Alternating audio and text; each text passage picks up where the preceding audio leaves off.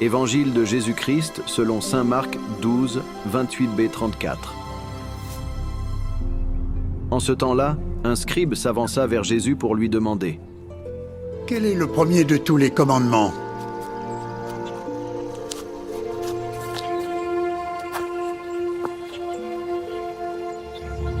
Écoute, Israël. Le Seigneur notre Dieu est l'unique Seigneur.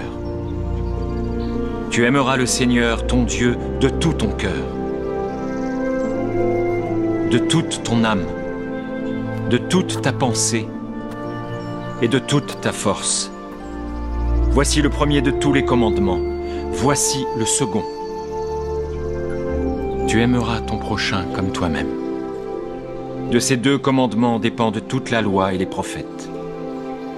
Bien, maître. Tu as dit avec vérité que Dieu est unique et qu'il n'y en a point d'autre que lui et que l'aimer de tout son cœur, de toute sa pensée, de toute son âme et de toute sa force, et aimer son prochain comme soi-même, c'est plus que tous les holocaustes et tous les sacrifices. Tu n'es pas loin du royaume de Dieu. Acclamons la parole de Dieu.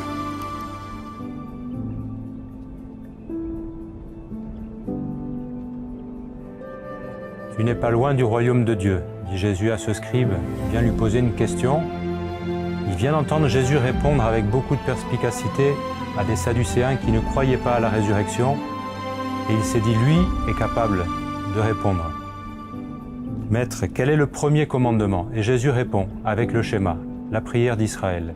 Écoute Israël, le Seigneur ton Dieu est l'unique. Tu l'aimeras et tu aimeras ton prochain comme toi-même, il n'y a pas de plus grand commandement que cela.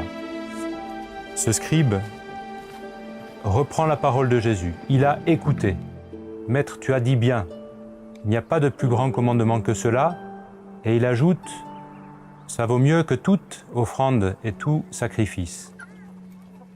Il connaît la parole, ce scribe, il sait que le roi Saül a été destitué pour ne pas avoir écouté la parole de Dieu, et il se l'est vu reprocher par le prophète Samuel.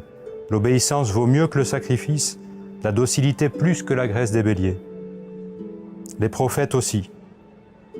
Des sacrifices et des oblations m'en avez-vous offert pendant 40 ans au désert, peuple d'Israël?